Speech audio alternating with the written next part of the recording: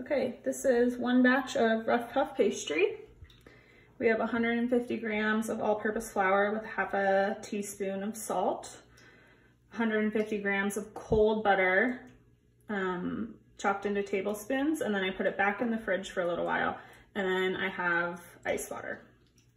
And you're going to start by putting all of your butter into the flour and tossing it around to completely coat it.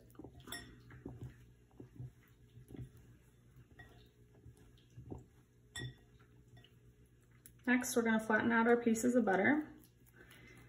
And you'll find the method that you like best for doing this. Some people will push with their thumbs. I don't feel like I have enough strength that way.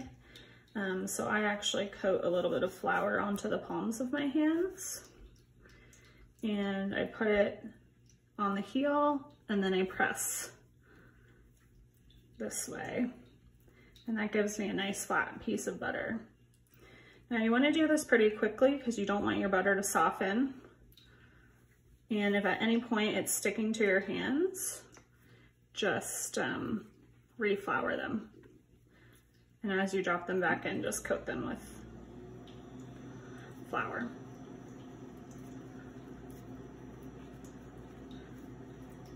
And these big sheets of butter help to replicate the lamination process that you would use in normal puff pastry. This just requires a little bit less effort for very similar results.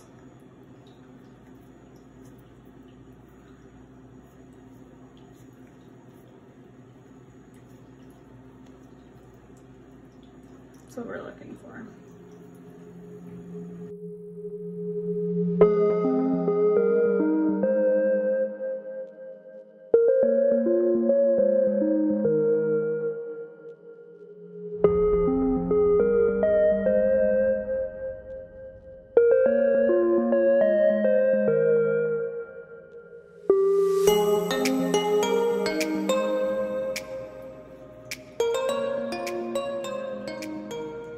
I think we got them all. Give them a toss to coat them and make sure you didn't miss any pieces of butter.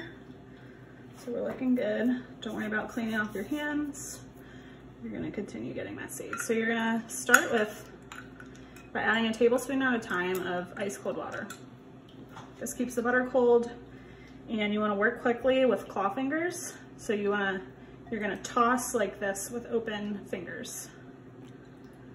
And I just start with one.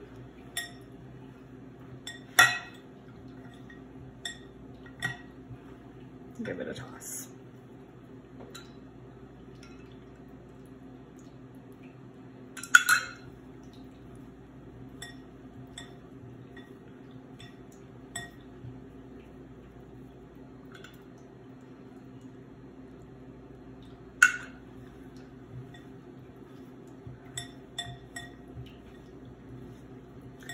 As you can see, the consistency is already starting to change here and get a little bit crumbly.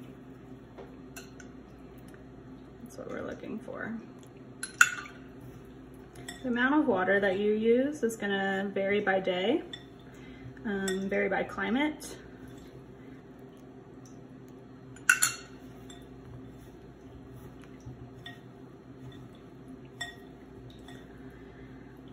You're gonna continue this process until you can squeeze it together like this and it stays together. So this is about the time that I usually start testing and pushing together, and you can see that it's not quite staying together yet. So we're gonna keep going. And the goal is to get all of the dry pieces on the bottom and totally incorporated. You don't want it to be too wet. You just want to add enough water so that it just comes together.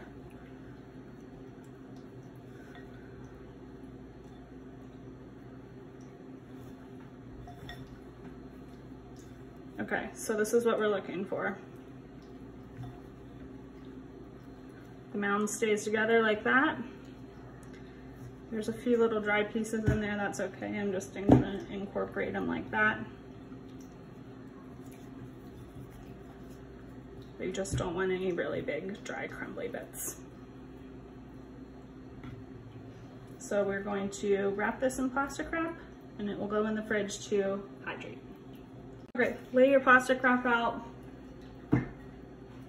Take your pastry, plop it in there.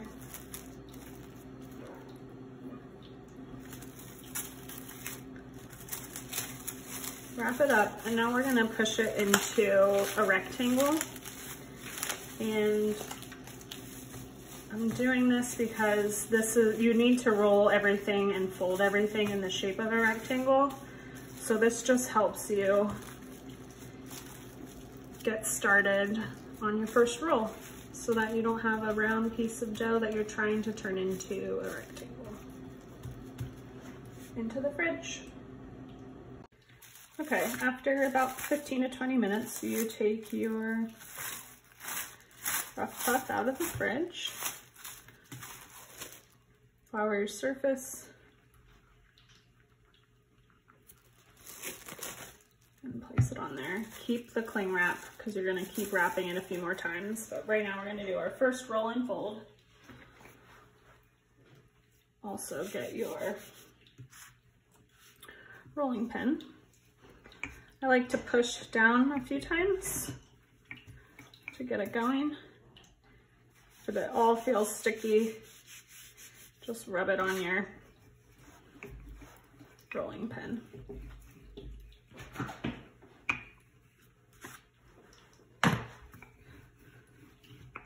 So you're gonna do your best to keep this into a nice triangle. It'll come together nicer as you continue going.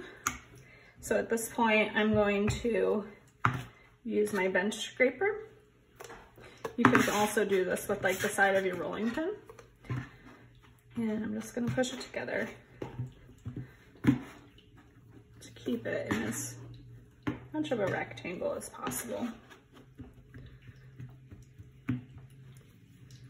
If there are any major butter pieces that start to come out and show, like over here, I just rub a little bit of flour into it, and that helps keep everything incorporated. You also want to lift it up a few times. You don't want to just stick to the bottom, so mine's sticking a little bit right now.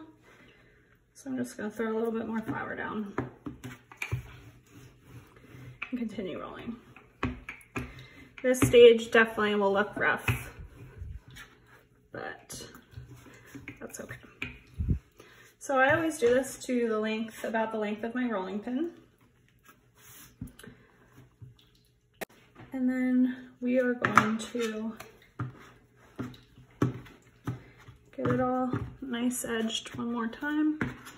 And then we're gonna do our first fold. You can see all the nice strips of butter in here. That's what's gonna create those flaky layers in between all the folds. Okay, so once we get to this point, you're gonna take a pastry brush. You can also do this with a crumbled up piece of paper towel. I've even done it with the top of a celery leaf, and you're just gonna brush all of the excess flour off. And this is because we don't want to incorporate any more flour than we absolutely need to. Okay, so we did that. Now the first one we're gonna do is an envelope fold. So this is a tri-fold, just as if you were putting a letter in an envelope. So do your first fold like this. And brush off as much excess flour as possible. And then you bring it up. And that's your tri-fold. Brush it off. I like to lift mine up and do the bottom side as well.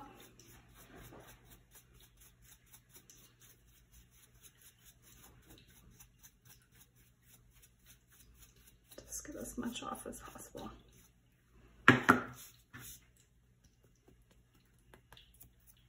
Okay. This is gonna go back into our cling wrap and into the fridge for 15 minutes.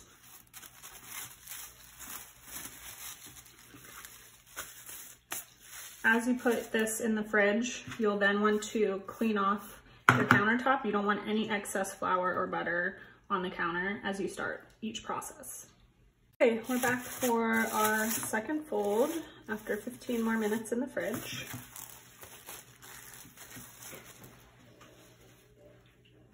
You're gonna flour your surface again.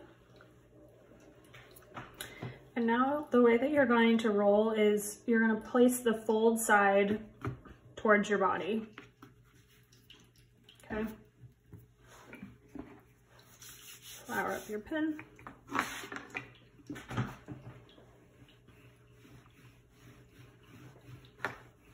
And you're gonna roll. You're gonna follow the same method with your bench scraper. Remember, if you don't have a bench scraper, you can also do this with your rolling pin like that, or with your hands like that. But again, we want it to be about the length of our rolling pin. Keep it nice and square.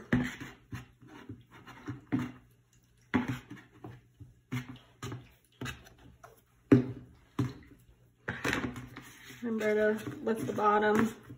We're sticking a little bit down there. Reflour. Don't be afraid to get in there a little bit with your rolling pin. Sometimes people are, you know, scared to push too hard, but if you actually, I find that going quick with a little bit of pressure actually gives you the best results. Okay, so we're there. I'm just gonna square this up again. And now the next fold we're gonna do is a little bit different from the first one. And this one is called a book fold. Get all the flour off. Okay, meet in the middle. Like that. Brush it off.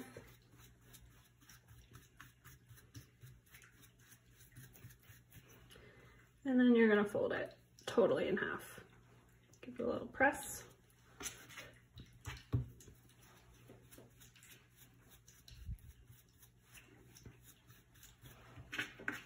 And the other side.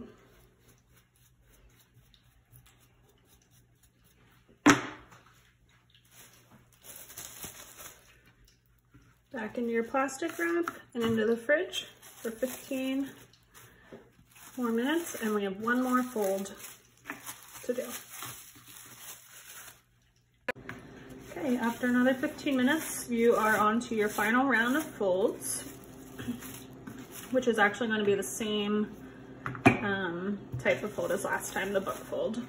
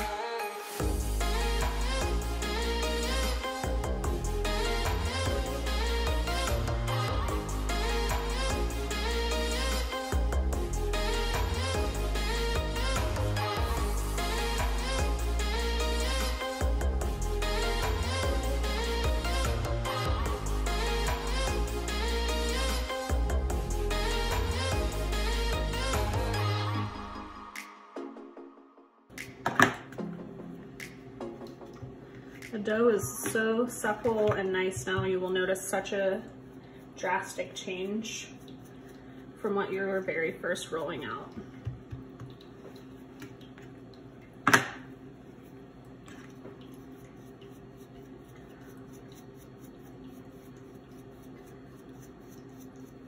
Okay, so that's it. This is ready to use now.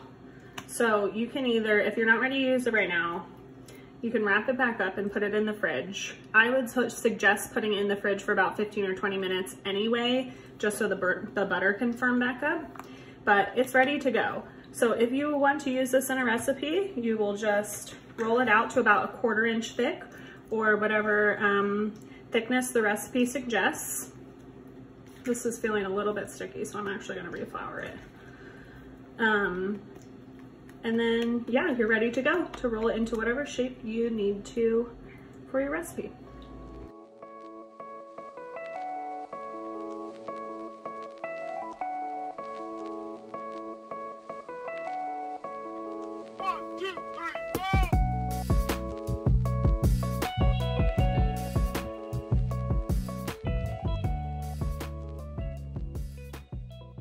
Okay, so I have my strips of parchment paper. I'm gonna put one here, fold this. I am just gonna brush a little bit of this flour off. I don't want too much on there. Okay, and then I'm gonna put the other strip on top there. Fold it over.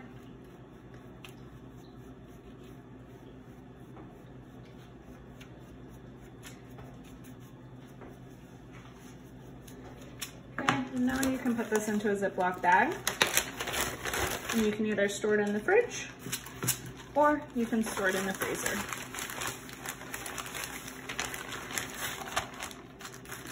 There you go.